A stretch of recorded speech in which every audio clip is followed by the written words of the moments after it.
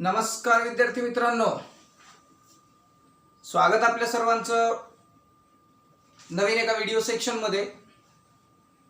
आणि आज आपण ह्यूमन हेल्थ आणि डिसीजच्या लास्ट डिसीजची चर्चा करणार आहोत। And the last disease is AIDS. या एड्स नावाच्या डिसीजच्या संदर्भात आज आपण शिकणार आहोत। तर चला मग एड्स बद्दल आपण चर्चा करायला सुरुवात करू। काय आहे हा एड्स? ठीक आहे, तर एड्स हा एक व्हायरल डिसीज आहे। Viral disease. एड्सला एड्स का म्हणतात? एड्सचा फुल फॉर्म काय आहे? तर ॲक्वायर्ड इम्युनोडेफिशियन्सी सिंड्रोम। आपण बघू,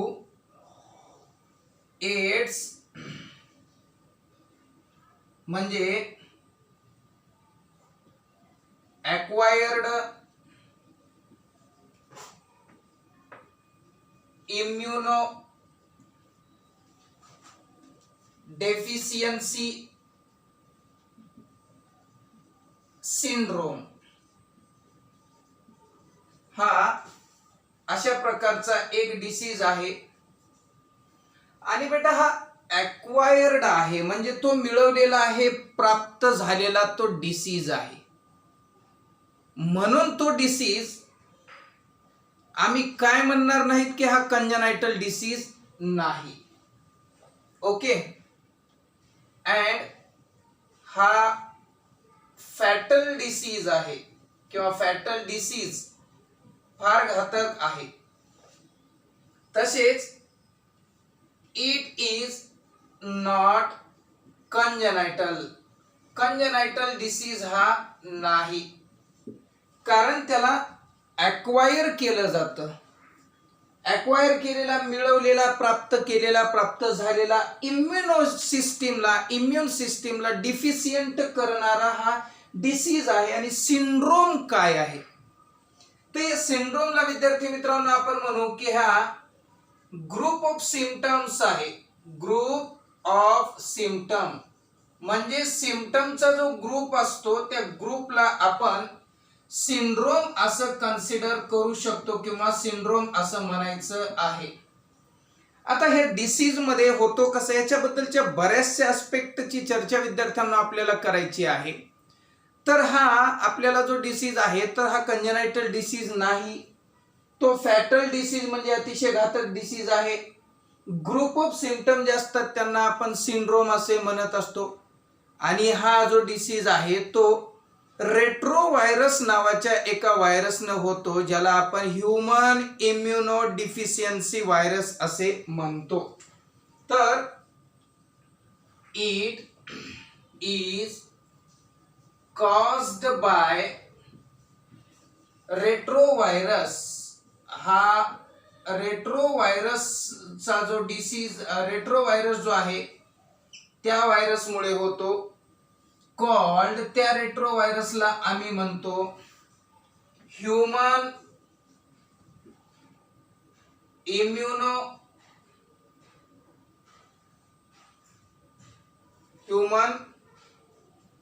immuno deficiency virus. Deficiency virus म्हणजे HIV। हा HIV मुळे होणारा हा रोग आहे। तर म्हणजे याचा अर्थ काय झाला की रेट्रोव्हायरस नावाच्या एका व्हायरसमुळे आपल्याला ह्यूमन बीइंगला होणारा एक रोग आहे आणि त्या रोगाला एड्स असे म्हणतात। आणि त्या रेट्रोव्हायरसचं नाव HIV याने ह्यूमन इम्युनोडेफिशियन्सी म्हणजे आपल्या इम्युन सिस्टमला डेफिशियंट करणारा हा डिसीज आहे। त्यानंतर बेटा इट्स जेनेटिक मटेरियल इज,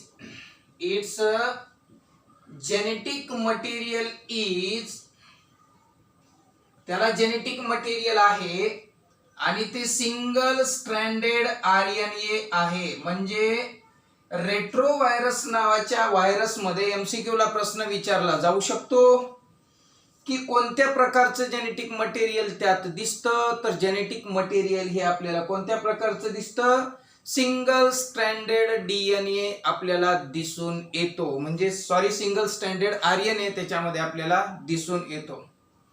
आता हा डिसीज काय करतो, तर ज्या व्यक्तीला झालेला आहे this disease living the victim vulnerable to the life threatening infection. Life threatening जे डिसीजेस आहेत त्या डिसीजेसला तो त्याला बळी पाडतो. समजा एखादा पेशंट आहे, त्याला एड्स झालेला आहे, तर त्या पेशंटला लाईफ थ्रेटनिंग अपॉर्च्युनिस्टिक इन्फेक्शन सुद्धा होण्याचे चान्सेस आहेत. ओके, लिहू इथं, दिस डिसीज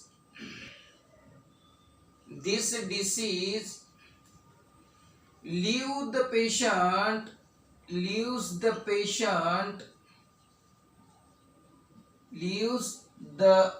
patient म्हणजे पेशंटला तो लिव्ह करतो, म्हणजे सोडतो. कशासाठी, द victims vulnerable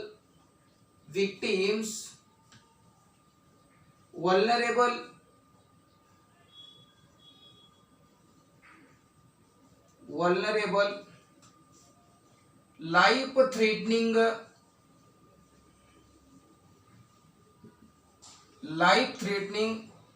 opportunistic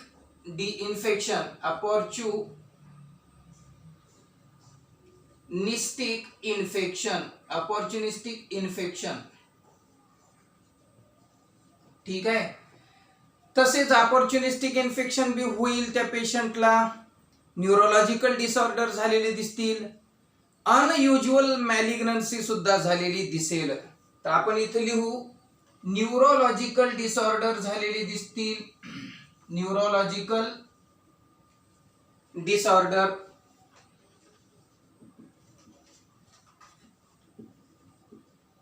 तसेच आता हे न्यूरोलॉजिकल डिसऑर्डर आहेत, मग त्याचबरोबर आपल्याला अनयुज्युअल स्वरूपाच्या unusual मॅलिग्नन्सीज,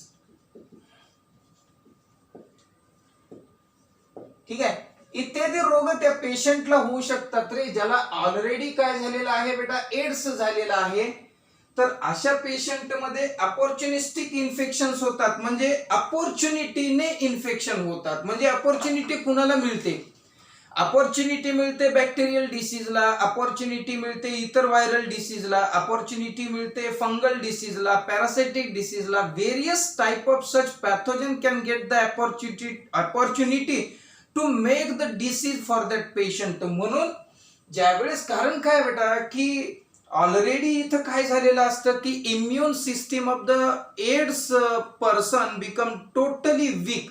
So that's why these person or the patient become very susceptible and a victim for the various type of such diseases, due to which we call them opportunistic infections त्याला होतात.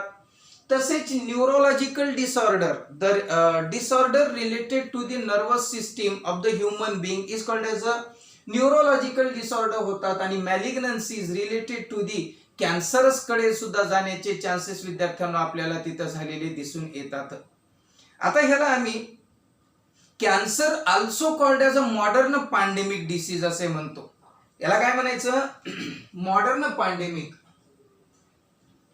It is also called modern pandemic, महामारी असे आपण म्हणू त्याला. आणि modern pandemic, आता सध्या कोरोना बद्दल पॅन्डेमिक डिसीज हा तयार झालेला आहे, कोरोना सुद्धा. त्याच पद्धतीनं याला सुद्धा आम्ही एड्सला मॉडर्न पॅन्डेमिक असे म्हणू शकतो. का म्हणणार, कारण it affect both industrialised and developing country. Industrialised country असणाऱ्यांना आणि डेव्हलपिंग कंट्री असणाऱ्यांना, बोथ कंट्रीला ह्याचं अफेक्ट झालेलं आहे. म्हणून okay, pandemic and because it affects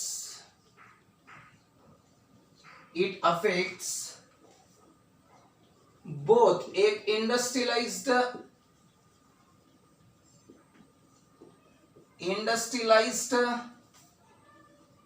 end developing countries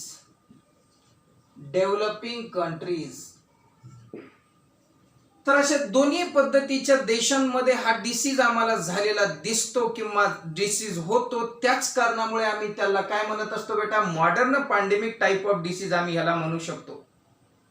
बरं, एड्स हा कधी सापडला, कुणाला सापडला, कुठे सापडला?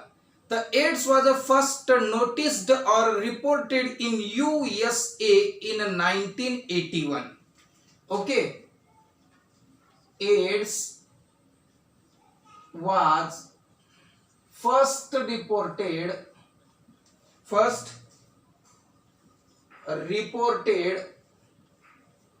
or noticed in USA 1981. 1981 मध्ये first case of the AIDS was reported in the USA. मग आता भारताबद्दल काय आहे, हे भारतात कधी आढळला? In India the first reported AIDS was a first reported in India in 1986 from the state Tamil Nadu. Tamil Nadu नावाच्या स्टेटमध्ये पहिला 1986 ला याची केस रिपोर्ट केलेली आहे. ओके बेटा, next, in India it was reported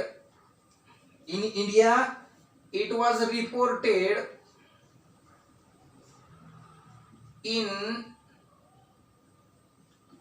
Tamil Nadu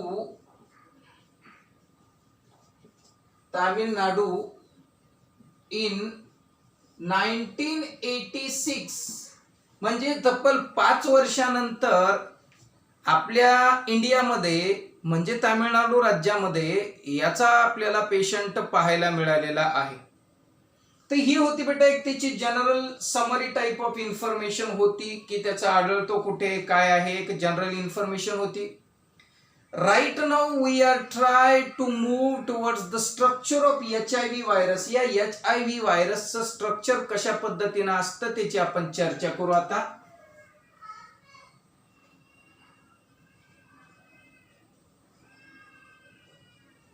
structure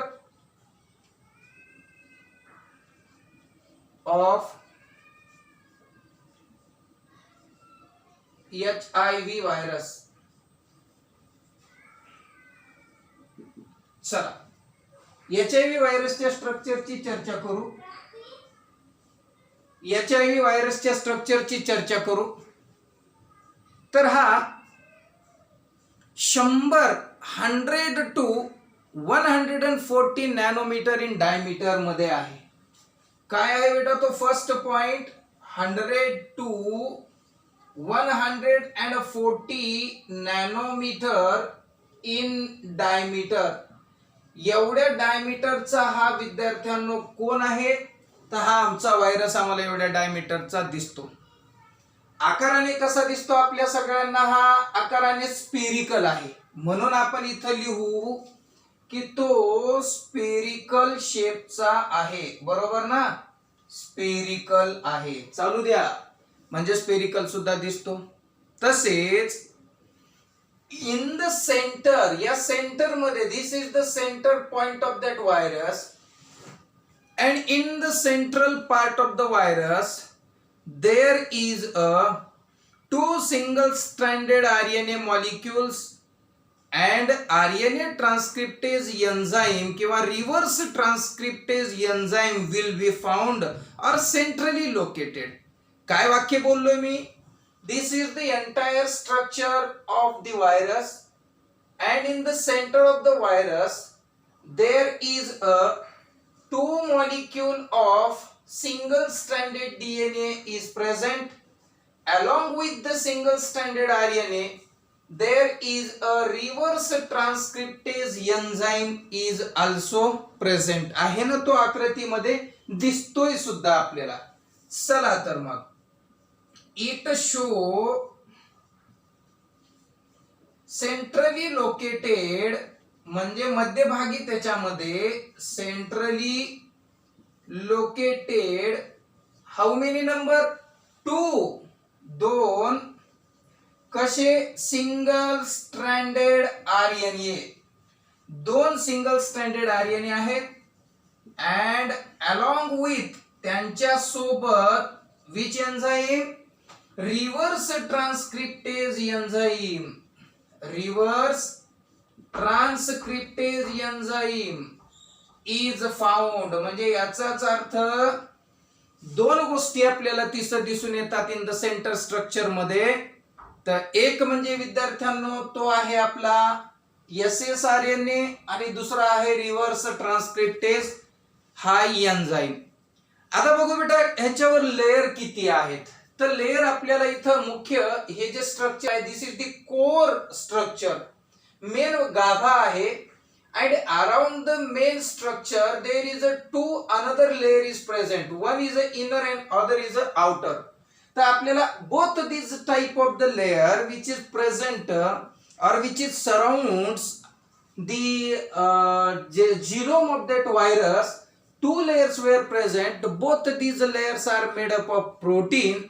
outer and inner layer आहे. दोन्ही प्रकारचे लेयर म्हणजे हे outer आणि inner layer आपल्याला दिसून येतील. ओके लिहू इथं virus covered by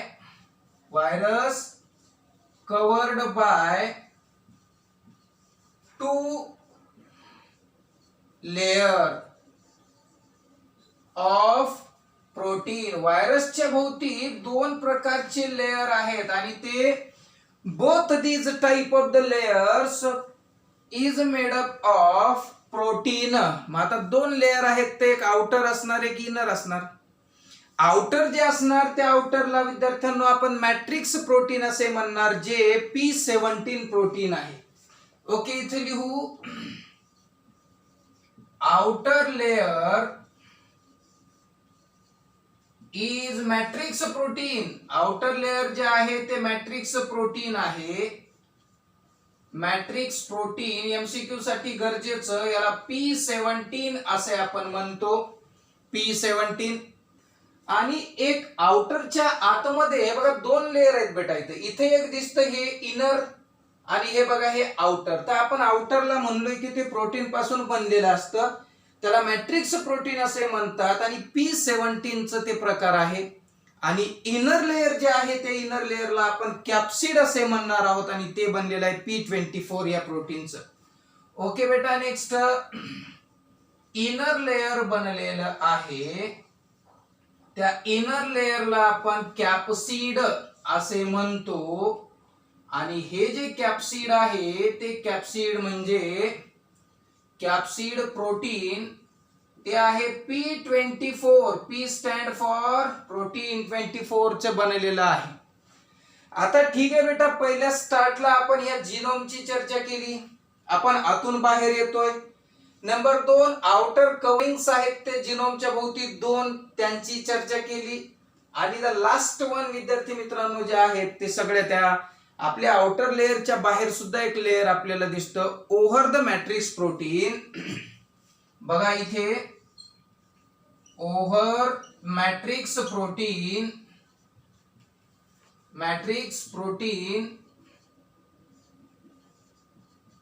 there is additional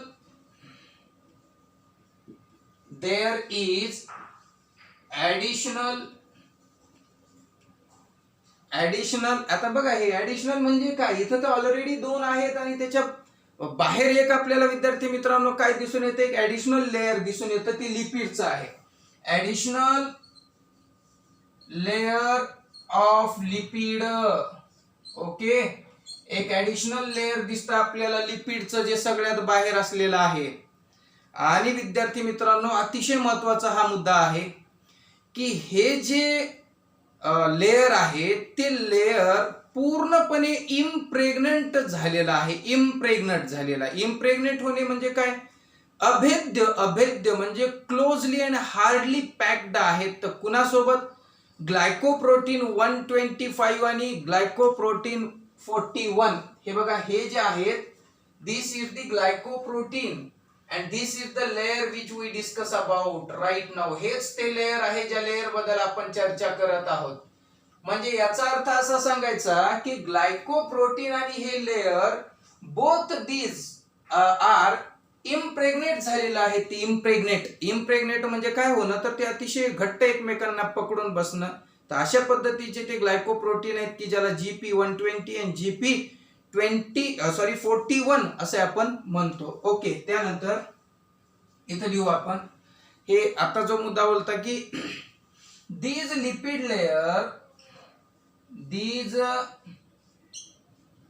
lipid layer impregnated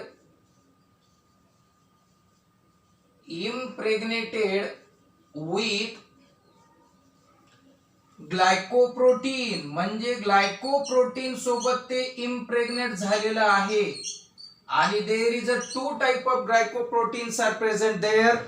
GP141 ज्याला ग्लायकोप्रोटीन 141 म्हणतो आपण, किंवा 120 आणि ग्लायकोप्रोटीन फक्त 41 असे आपण म्हणतो. तर बघू ते glycoprotein 120 and glycoprotein 41. So these are the glycoprotein. With these glycoprotein हे लिपिडचं लेअर जे आहे. आता ह्याला तुम्ही म्हणू शकता बेटा, हे जे प्रोटीन्स आहेत ते कदाचित GP120 किंवा GP41 असू शकतात. तर अशा पद्धतीचे हे काय आहेत? तर हे ग्लायकोप्रोटीन आहेत. आणि कोणाच्या लेअर सोबत हे अटॅच झालेले आहेत बेटा? हे ग्लायकोप्रोटीन लेअर, आपले लिपिड लेअर सोबत ते हे झालेले आहेत.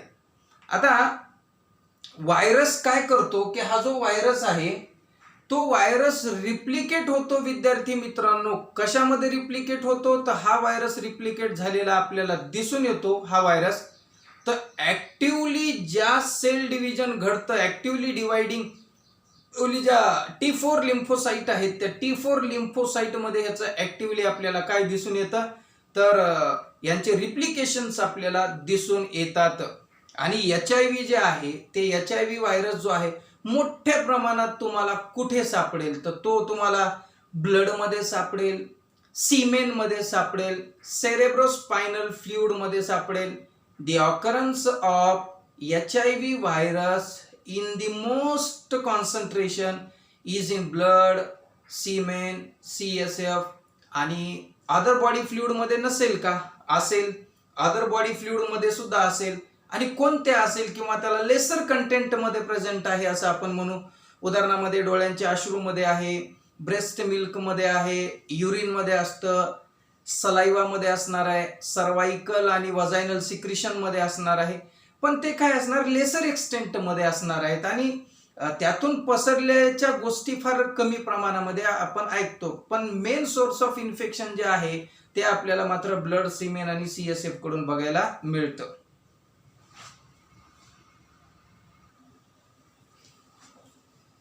तर आताच आपण म्हणलो विद्यार्थ्यांनो की व्हायरस रिप्लिकेट करतात अगदी चांगल्या पद्धतीनं ऍक्टिव्हली डिवायडिंग T4 लिम्फोसाइट्स मध्ये. Lymphocyte is one of the most important type of the protective cell, किंवा यांना आपण इम्युन सेल्स आहेत. आणि that immune cell help us to fight the various type of pathogens. Okay, तर त्या लिम्फोसाइटला सर्वप्रथम हा व्हायरस काय करत असतो बेटा? तर तो ऍक्टिव्हली तिच्यामध्ये रिप्लिकेट करतो. HIV फाउंड मोठ्या प्रमाणामध्ये ब्लड मध्ये आपल्याला दिसतात, सीमेन मध्ये दिसतात, CSF याला सेरेब्रोस्पायनल फ्लुइड असे म्हणतो, त्यात दिसतात. सीमेन ऍक्च्युअली काय? तर ऍक्सेसरी सेक्स ग्लँड मेल मधल्या आणि स्पर्म या सेक्स ग्लँडनं तयार केलेले, ऍक्सेसरी सेक्स ग्लँडनं तयार केलेले सिक्रिशन प्लस त्यामध्ये सीमेन मिसळला की दोन्हीच्या कॉम्बिनेशनला विद्यार्थ्यांना आपण सीमेन असे म्हणतो. तर आणि तिसरं CSF याच्यात मोठ्या प्रमाणात आहे. तसेच मुलांनो आपल्याला जरा जास्तही प्रमाणामध्ये अजून आणि लेस प्रमाणामध्ये कमी प्रमाणामध्ये दिसून येण्याचं ठिकाण आहे. टीयर मध्ये प्रेझेंट आहेत, मिल्क मध्ये प्रेझेंट आहेत, युरिन मध्ये प्रेझेंट असतात, सलाइवा मध्ये प्रेझेंट आहेत, सर्वाइकल आणि वजायनल फ्लुइड मध्ये सुद्धा किंवा सिक्रिशन मध्ये सुद्धा हे व्हायरस आपल्याला प्रेझेंट असलेले दिसतात. तर आता वळू आपण transmission of the virus. Virus पसरतो कसा एकाकडून दुसऱ्याकडे, तर तो पसरतो पहिला आहे unsafe sexual contact. Sexual contact जर अनसेफ असेल तर, असुरक्षित शरीर संबंध असतील तर, मग ते ओरल संबंध असतील, ॲनल संबंध असतील किंवा वजायनल असतील, तर अशा माध्यमाने हा ट्रान्समिशन ऑफ द व्हायरस होऊ शकतं.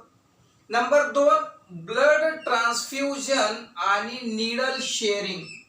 जर इन्फेक्टेड ब्लड जर ट्रान्सफ्यूज केलं गेलं, बॉडीला चढवलं गेलं नॉर्मल व्यक्तीला, इन्फेक्टेड व्यक्तीचं, तर त्याही पद्धतीने विद्यार्थी मित्रांनो हा काय होऊ शकतो, ट्रान्समिशन होऊ शकतो.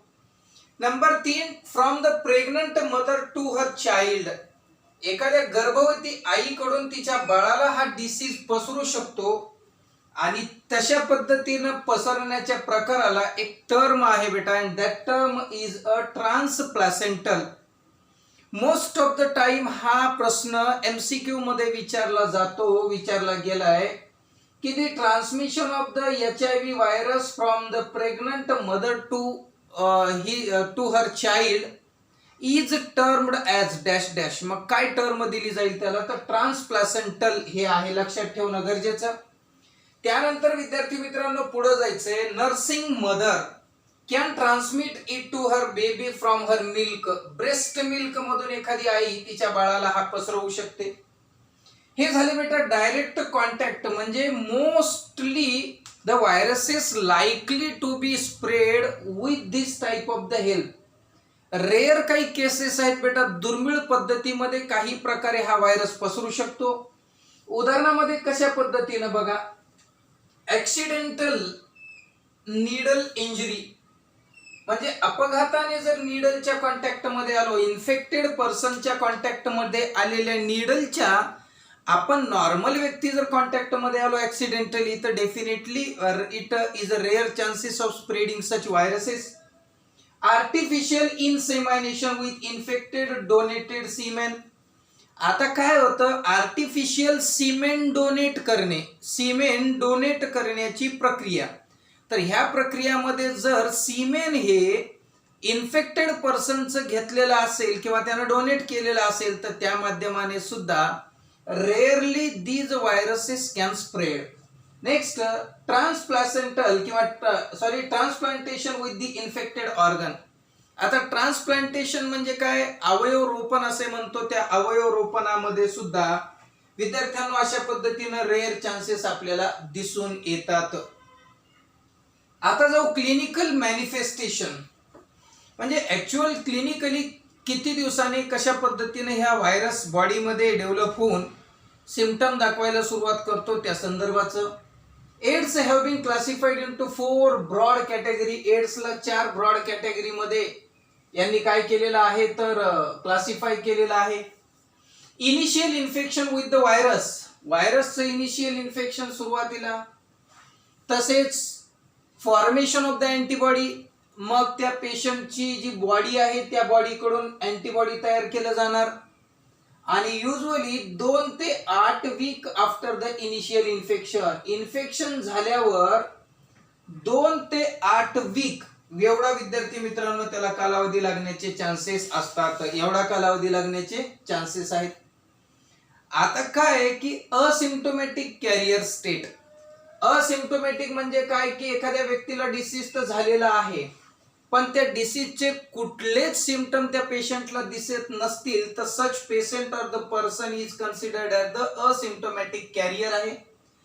In that time he is continuously spread the disease. जसे टायफॉइड मध्ये आपण मॅरी मॅलोन नावाच्या एका लेडी बद्दलची चर्चा केलेली होती टायफॉइड डिसीज शिकत असताना, की शी वॉज असिम्प्टोमॅटिक,